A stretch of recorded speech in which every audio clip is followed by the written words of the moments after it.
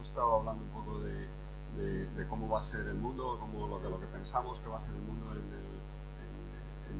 los próximos meses, en los próximos trimestres, pero hay otra forma de pensar en el futuro un poco más alejado, en 2025, en 2030, cómo va a ser el mundo, ¿no?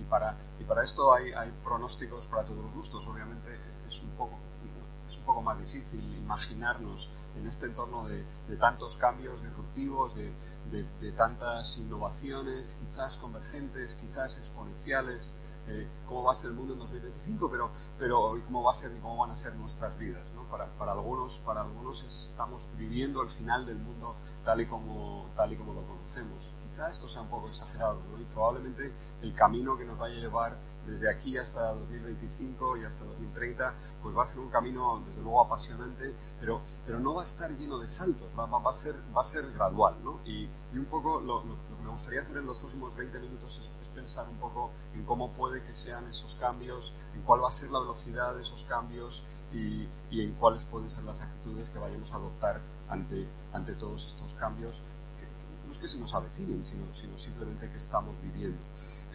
Para ayudarnos a pensar en esto, os voy a proponer una manera muy general de describir qué es lo que hacemos. Y yo creo que esto que hacemos, pues lo vamos a seguir haciendo. Lo estamos haciendo ahora, lo vamos a hacer en 2025, lo vamos a hacer en 2030 y lo vamos a seguir haciendo durante toda nuestra historia. Básicamente, lo que hacemos los humanos es transformar nuestro tiempo en valor.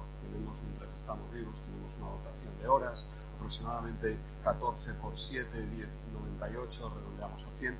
Tenemos semanas, las semanas humanas duran 100 horas y tenemos esas 100 horas para transformarlas en valor. ¿Cómo medimos el valor? Pues esto es mucho más complicado porque hay muchas teorías del valor. El valor tiene que ver con el tiempo, pero también tiene que ver con la manera en la que es subjetivo, también tiene que ver con la manera en la que apreciamos las cosas, y obviamente esto está cambiando a medida que van cambiando las restricciones. Dejadme que para hacerlo un poco más concreto os voy a proponer 3 maneras de medir el valor y luego eso me va a ayudar a reflexionar sobre el cambio y sobre cómo puede que sea el mundo en 2025 o 2030. La primera forma de medir el valor es una medida individual y realmente lo que hace es pensar, es calcular si somos o no somos felices. Y un poco lo que se acaban de contar realmente decía, a lo mejor hay una diferencia entre la realidad y las percepciones, y cuando les preguntas a las personas cuál es el orden en el que está tu país, te dicen un número distinto, porque no puede ser tan bueno si yo me siento así, ¿no? Entonces esa es la idea. Transformamos nuestras 100 horas en felicidad. Unas veces lo hacemos mejor, otras veces peor, y realmente pues eso es lo que hacemos. De todas maneras, además de esto, que sería la medida individual y subjetiva del valor, cuando creamos valor lo solemos crear acompañados en compañías, y la medida corporativa es soy rentable, ¿no? Y vemos que distintas empresas con estos cambios tecnológicos, en estos escenarios de riesgo que hemos descrito, van cambiando su capacidad de generar beneficios, su capacidad de crear valor. Hemos hablado de los problemas de la automoción, de los problemas del retail, de los problemas de los distintos sectores, y cómo va cambiando la rentabilidad de las empresas, cómo se van transformando los sectores, cómo va cambiando la estructura económica. Y además de crear valor para sus propietarios, que esa es la rentabilidad, pues obviamente las empresas crean valor para sus clientes, esa es la parte subjetiva del valor, y también crean valor para sus trabajadores, los salarios. Si sumamos salarios y beneficios, nos sale el Producto Interior Bruto, que es la tercera de estas medidas de valor, ¿no? Entonces lo que hacemos las personas es transformar nuestra vida, fijaros que manera tan bonita de arrimar el asco a mi sardina, en Producto Interior Bruto. Eso es lo que hacemos. Y si queremos pensar en qué es lo que va a pasar en el futuro, pues tenemos que ver cómo vamos a seguir transformando nuestro tiempo en Producto Interior Bruto en el futuro. Y para hacer eso, quiero que reflexionemos un minuto sobre cómo hemos ido haciéndolo en el pasado. Me gustaría que conectarais, que os imaginarais a todas vuestras dinastías. Todos los que estamos aquí tenemos padres. No se puede estar aquí sin padres. Y nuestros padres también tenían padres. No podían haber sido nuestros padres si no hubieran tenido padres. Y sigamos la recursión, no infinita, pero sí muy larga, hasta los orígenes de nuestra especie. imaginar vuestros genes inmortales, qué es lo que han hecho, que ahora están incorporados en vuestros cuerpos. Pero esos genes, cuando os levantáis por las mañanas, se sorprenden, porque realmente no se esperaban eso. Lo que han hecho vuestros genes y los míos en toda nuestra historia, pues ha sido esto, no lo que estamos haciendo ahora, ¿no? Se han dedicado a cazar y recolectar. Cuando nos levantamos por la mañana y desayunamos, nuestros genes piensan, qué extraño, ¿no? Porque esto no es lo que yo me esperaba. Yo me esperaba que nos íbamos a poner a correr y íbamos a ir a buscar algo que comer, no abrir la nevera, ¿no? Y les parece extraño, ¿no? Y realmente nuestra historia como especie, nuestra historia humana, ha sido una historia de cazadores y recolectores. Eran vidas muy cortas, casi ninguno llegábamos a los 30 años, y eran vidas deportivas, no había que ir a la oficina, era todo gimnasio, y no desayunábamos. Realmente esto del desayuno, por mucho que intenten confundir los nutricionistas, es un invento absolutamente reciente. Primero se trabaja, luego se come. Eso es lo que esperan nuestros genes, no esperan esa tonelada de azúcar que les damos para desayunar. Ok, bueno, y así anduvimos, y así estuvimos durante docenas, cientos, quizás miles de generaciones, dependiendo de cuándo digamos que ha empezado la humanidad. Hasta que aproximadamente hace 12.000 años, así mal contados, se nos ocurrió un primer gran cambio tecnológico que transformó nuestras vidas y nos hizo cambiar la foto. La segunda foto, solo hay 4 en el álbum de fotos de la humanidad. La segunda foto es esta: aprendimos a hacernos agricultores y pastores. Y durante muchas generaciones nuestros genes eran genes de agricultores y genes de pastores, y a lo mejor ya desayunábamos, por lo menos almorzábamos. En el pueblo de mi madre almorzaban a las 11, no desayunaban a primera hora, se tomaban un café y una cazalla. También eso debía sorprender a los genes, pero bueno, eso es lo que hacían. Y luego desayunaban a las 11, que ya habían trabajado un poco antes. Y esto siguió así hasta que llegamos al año 1800 aproximadamente, en los Países Bajos y en el Reino Unido, donde se produce el siguiente gran cambio en la forma que tenemos los humanos de transformar nuestro tiempo en valor. Y ese cambio fue que nos volvimos innovadores. Los humanos, la humanidad en general, grandes grupos de humanos empezaron a pensar cómo vamos a crear valor de formas diferentes. Y eso pasó por primera vez en nuestra historia, alrededor de 1800, en esta parte de Europa, a los 2 lados del Canal de la Mancha, y a partir de ahí pues han empezado estos últimos 200 años de historia humana que son realmente excepcionales en toda nuestra historia. Años de innovaciones continuadas, de innovaciones aceleradas, que nos están acercando a la siguiente foto de la historia de la humanidad. Y es que en realidad pues ya no somos humanos. Los robots no hay que esperarlos, somos nosotros. Estoy seguro que no hay nadie en la sala que no tenga un smartphone en su bolsillo, y si hay alguien es realmente una excepción, como los pigmeos que queden en algún sitio en África, ¿no? Somos humanos aumentados, somos humanos conectados, somos humanos con unos poderes asombrosos. O sea, si queréis encender todos la luz, pues levantáis la mano, le decís lumos al iPhone y se enciende, ¿no? Y podéis encender la luz. Y si queréis apuntarme en un ojo con un rayo láser, pues podéis hacerlo. Y si queréis hablar con quien queráis, pues habláis. Si queréis chatear mientras me escucháis o no me escucháis, pues hacedlo. Fijaros que eso no es humano, ¿okay? Es realmente excepcional. Y somos distintos. Es muy distinto un humano con un móvil que un humano sin un móvil en todas las dimensiones.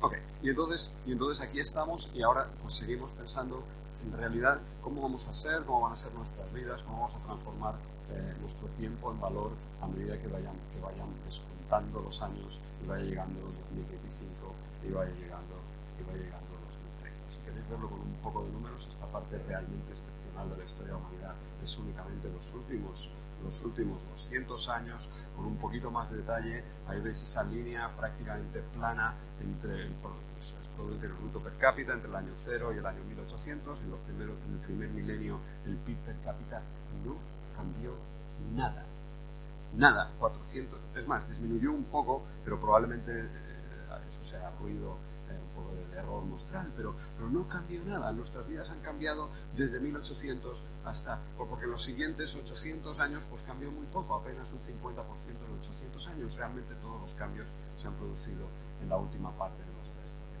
Algún historiador ingenioso se me ocurrió decir esto es un palo de hockey, francamente el ajuste del palo de hockey de la historia a la serie de Producto Bruto pasa lo mismo que lo hacéis con la serie de población, el PIB per cápita que es esta, pasa lo mismo que lo hacéis con la serie de población, es realmente asombroso.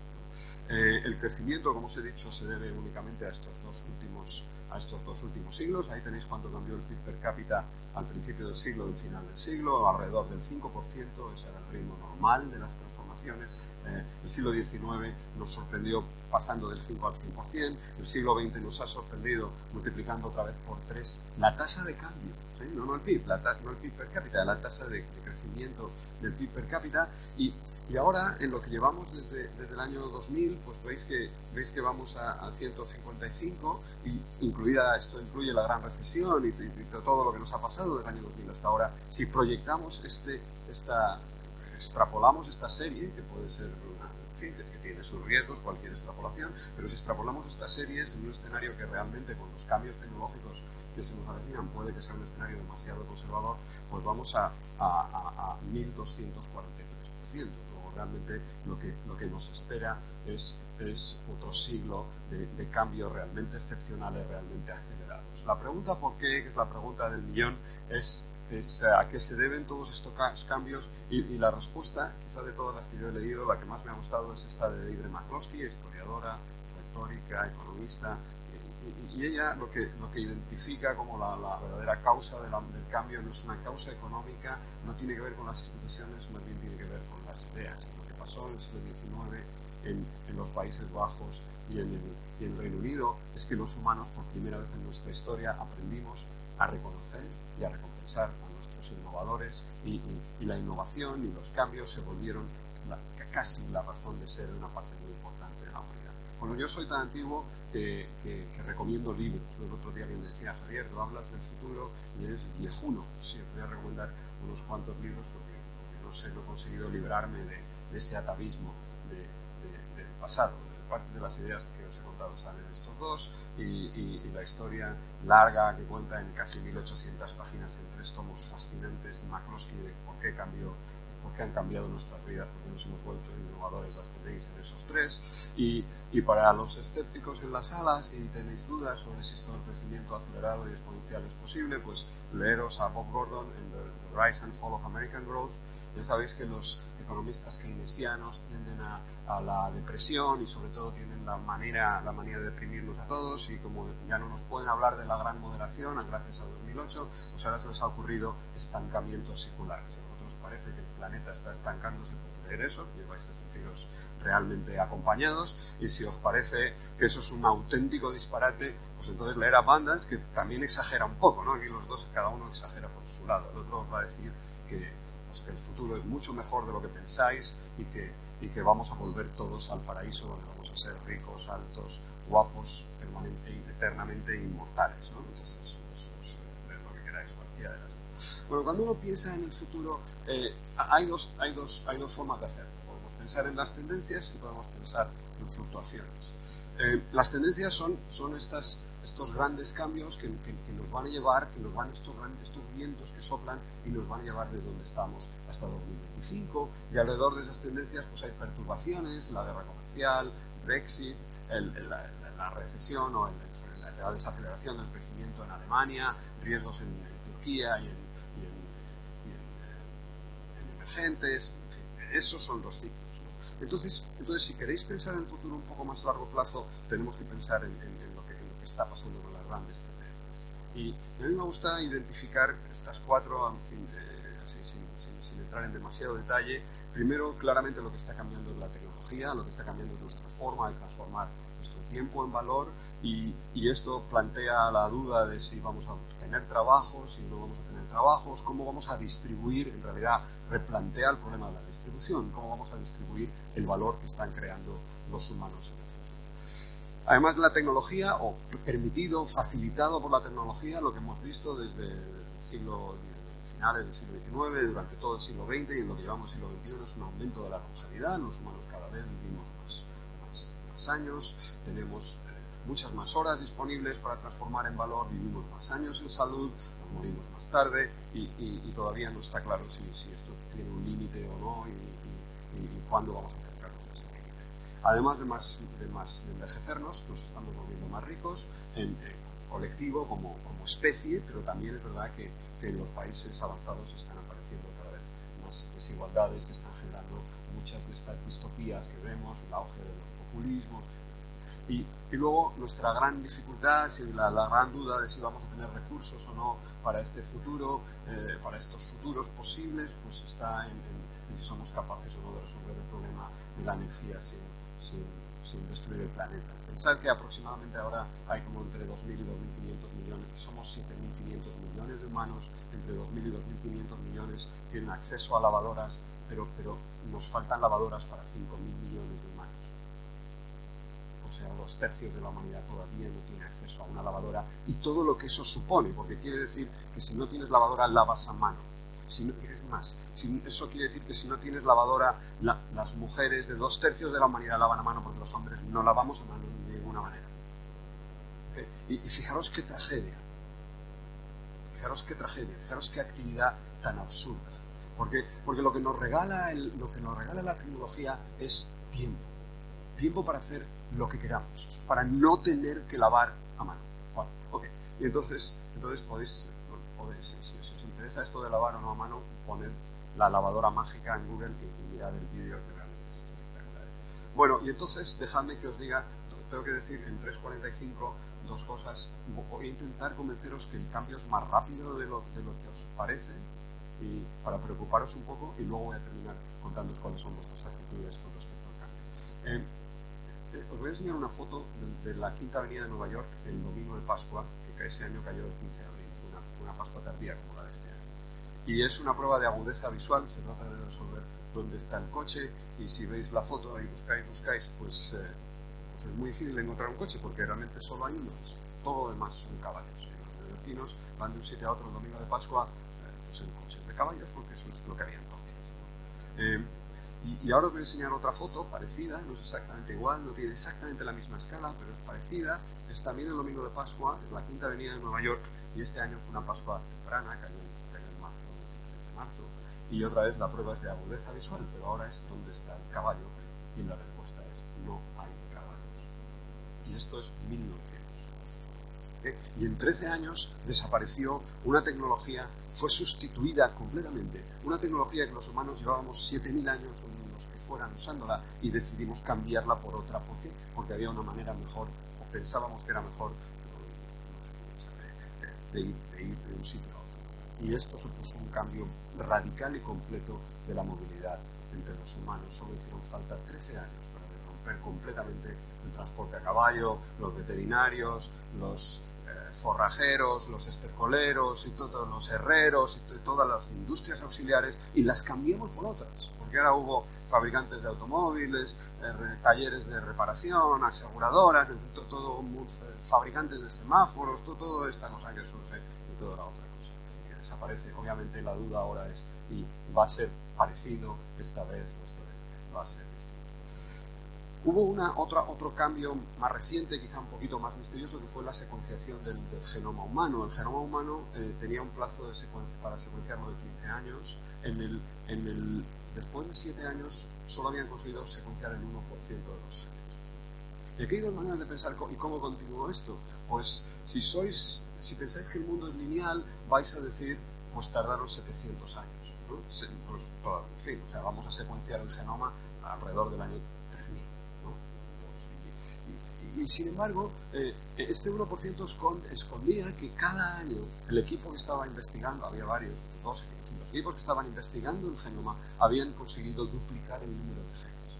Cuando tú duplicas cada año, si tú continúas esta duplicación, que realmente es un crecimiento exponencial realmente rápido, pues entonces resulta que en 6 años y medio terminas. Y eso fue lo que pasó. Les quedaron 6 meses para irse de vacaciones y cumplir el plazo del genoma. Os he dejado aquí, no me da tiempo para comentarla, pero una tabla para que veáis cuánto tardas en llegar a 25, a 50, 75 o a 100, según cuál sea la tasa de crecimiento a la que tú estés viviendo. La pregunta que deberíamos hacernos todos es cuánto tiempo pensáis que le quedan a los modelos de negocio tradicionales, análogos, intensivos en mano de de obra humana, en cualquier sector, en cualquier actividad que hagamos. Y otra pregunta relacionada, si vuestras empresas, aquellas empresas que conocéis mejor, no existieran hoy, ¿las volveríais a crear sin cambios? Porque si la respuesta es que no, tenéis una tarea importante por delante. Obviamente tenemos que preservar el legado, tenemos que mantener aquellas partes de nuestra forma de crear valor que son valiosas, pero también tenemos que preocuparnos del futuro. Y hoy en día no está muy claro, daros cuenta que los recursos que tenemos son limitados, es nuestro tiempo, y podemos dedicarlo a ocuparnos del legado o a pensar, reflexionar, inventarnos el futuro. La última slide son estas cuatro, voy a pasar un minuto, estas cuatro actitudes que estamos adoptando, que todos adoptáis frente al cambio. Ante esta realidad solo podemos hacer cuatro cosas. Algunos de nosotros la negamos, y esto no va conmigo, realmente Javier está exagerando, y prefiero seguir pensando si Brexit o si la guerra comercial o si... Total, eso me da más confort y me permite seguir ocupándome del legado y contestando correos electrónicos como si tal cosa, ¿no? Como si importara algo, ¿no? Ya está, y eso es un día. La siguiente actitud un poco más proactiva es, no, yo entiendo que los cambios son acelerados, que vivimos en un mundo que está modificándose, y yo no voy a ser un avestruz. Yo quiero pasar a la historia como un camaleón. Yo miro a mi alrededor y cuando veo que mis pares cambian, yo también cambio. Y quiero confundirme con el empedrado. El día que todos tengáis un móvil plegable de 3.000 pavos, yo me compro uno, pero no soy el primero que lo va a comprar. El siguiente, un poquito más proactivo, no, aquí nos estamos jugando mucho, van a cambiar nuestras vidas, hay grandes oportunidades de negocio, y yo quiero ser de los que van liderando este cambio. Y entonces te conviertes en el segundo ratón.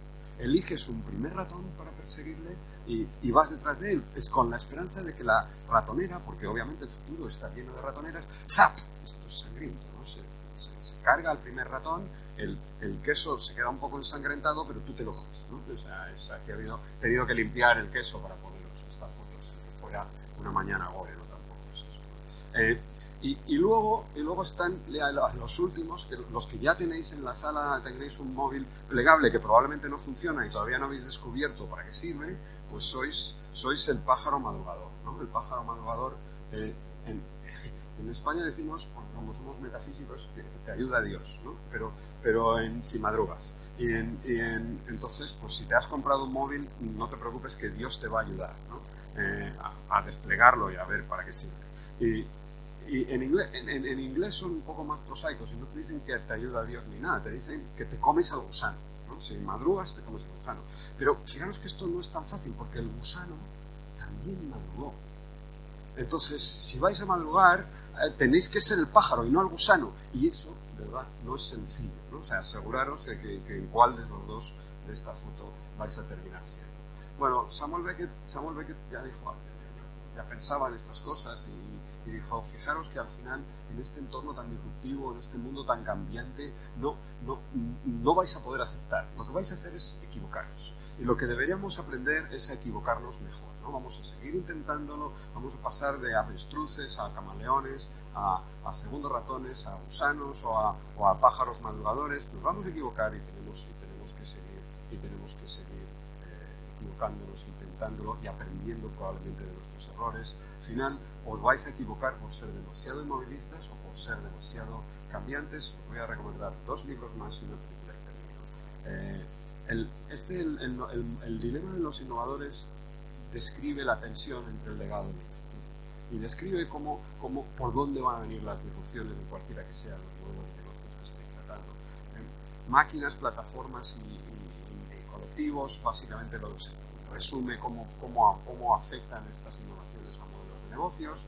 Adapt os explica qué tenéis que hacer para adaptaros y realmente hay una lección fascinante en el libro que ha escrito Risto Siglasma, que es el presidente de Nokia, explicando probablemente el mayor fracaso empresarial de la historia de la humanidad, porque Nokia hace bueno a Kodak, ¿no? Kodak estaba en nuestra... O sea, Kodak es un éxito, es un éxito fracasado comparado con esto de Nokia. La película Scare, muchas gracias por